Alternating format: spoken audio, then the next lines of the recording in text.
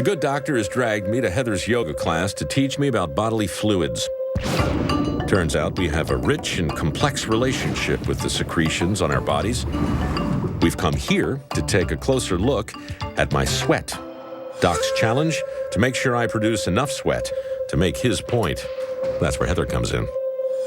Bring those elbows in. Nobody wants to see your pets. No. Breathe.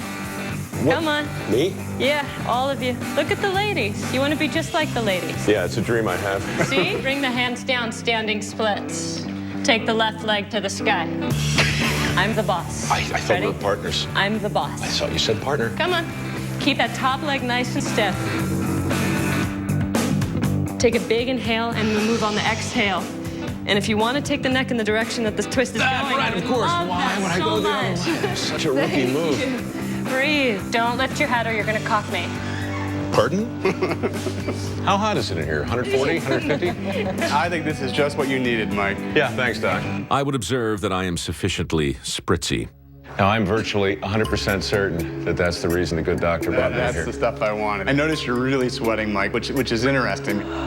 Not only do you have your own sweat, you guys have been sharing sweat. And so there's the potential for the sharing of all kinds of gnarly things. She was all over me, man. She can't keep her hands off. But so that's one of the chances for really nasty stuff to get past. Bacteria love sweat. It's rich in amino acids for them to gorge on. All that nourishment makes them want to multiply like crazy, which explains why the average square inch in a gym contains several thousand times more bacteria than a square inch on a toilet seat. It's just a drip of sweat that starts this whole cascade of life in a yoga mat. A single drop of my sweat seeps into the mat's pores and brings to life all the lingering germs left behind by the last sweaty yoga student. There could be millions of microbes lurking in there, as well as cold and flu viruses just waiting to hitch a ride on the next person. But the other thing that's really interesting here is that your feet are bare, which is great for yoga, but at the same time, your feet are starting to stink. Because what's going on there, I mean, it's not your actual feet. I mean, your feet are fine, they're stinkless. But you have bacteria on your feet. Each of my feet has 250,000 sweat glands. Combined, they create a veritable spa for bacteria, which thrive in warm, moist places, like in between my toes. And some bacteria, Doc uses long names like Staphylococcus epidermidis, are eating the amino acids in my sweat.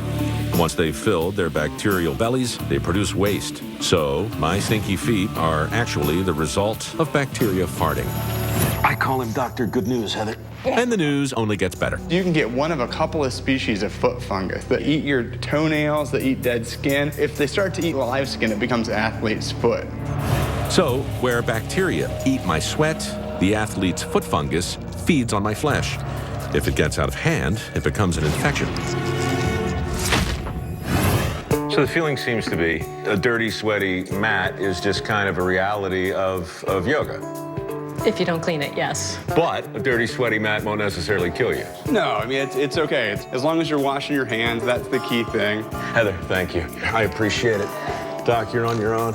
I'm gonna call off and see what happens to the rest of those hot dogs that are still pretty much where I left them.